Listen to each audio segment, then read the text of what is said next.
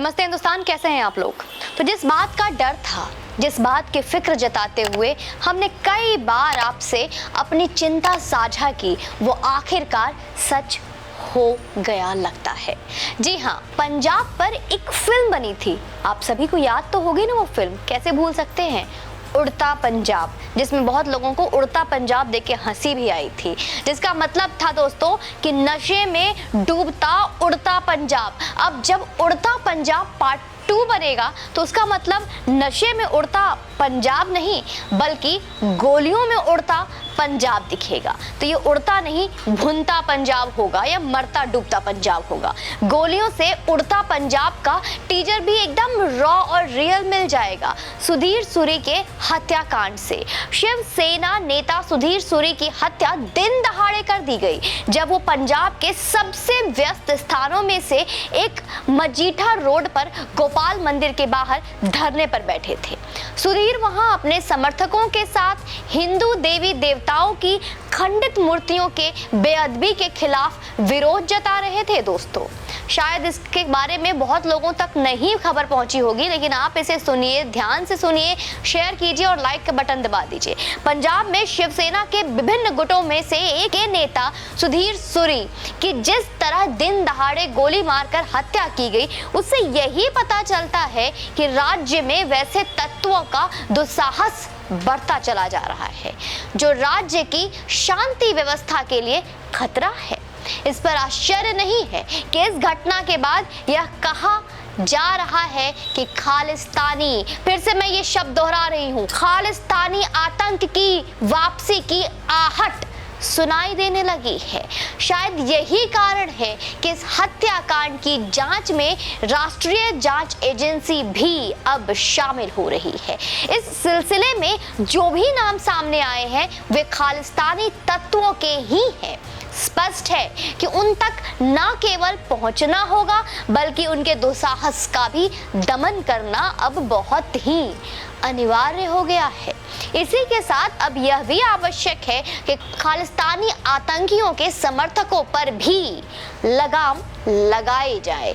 यह शुभ संकेत नहीं है मेरे दोस्तों कि पंजाब में ऐसे तमाम समर्थक बेलगाम होते दिख रहे हैं। इनमें से तो कुछ तो खुलेआम पंजाब का माहौल खराब करने में जुटे हैं, लेकिन पुलिस उनके खिलाफ कठोर कार्रवाई नहीं कर पा रही है, या फिर यूं कहूं करना नहीं चाह रही है।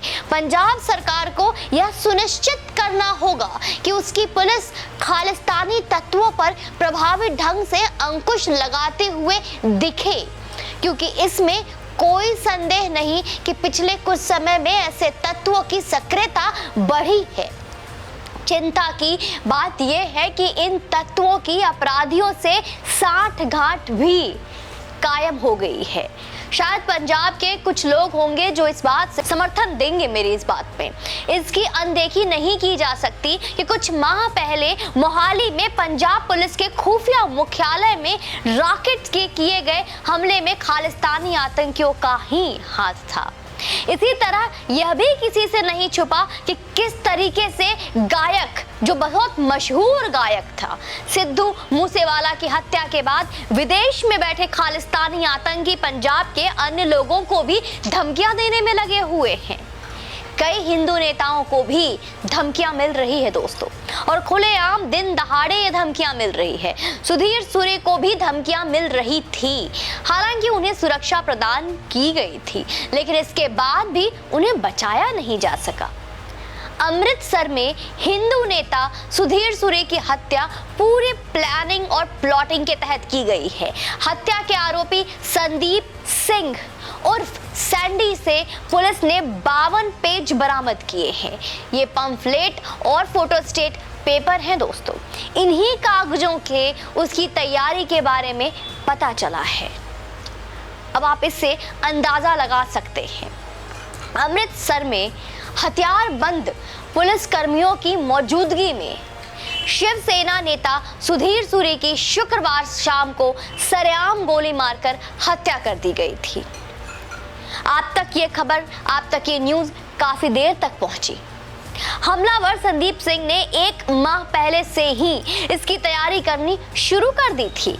उसने अपनी संपत्ति अपने भाई के नाम कर दी और खुद को परिवार से बेदखल करवा दिया था, ताकि जब वारदात को अंजाम देने के बाद पुलिस उसके परिवार को परेशान करने की कोशिश भी करे तो कुछ हाथ न लगे अपने परिवार को बचाने के लिए।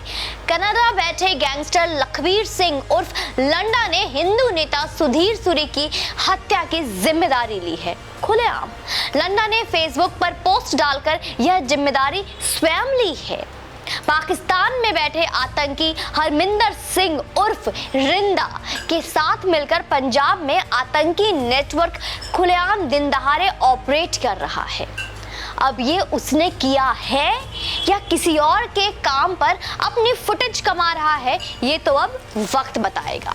लेकिन हत्यारे का कट्टरपंथी संगठन वारिस पंजाब दे WPD के साथ कनेक्शन सामने आया है।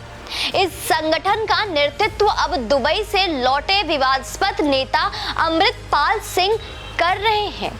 WPD की स्थापना बॉलीवुड अभिनेता से कार्यकर्ता बने दीप सिद्धू ने की थी, जो सांसद सिमरनजीत सिंह मान के समर्थक थे।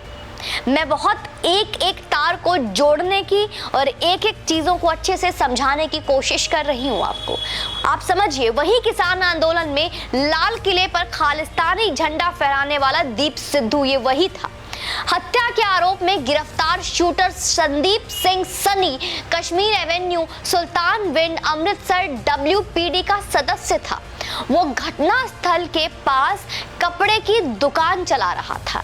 जिस सुजुकी स्विफ्ट कार से वह गोपाल मंदिर के सामने घटना स्थल पर पहुंचा, उसके वाहन की विंड स्क्रीन पर WPD का स्टिकर लगा हुआ था। इसी बीच अब एक और वीडियो भी सामने आया है दोस्तों, जिसमें आरोपी संदीप अपने बेटे को अमृतपाल सिंह से मिलवाता दिखाई दे रहा है।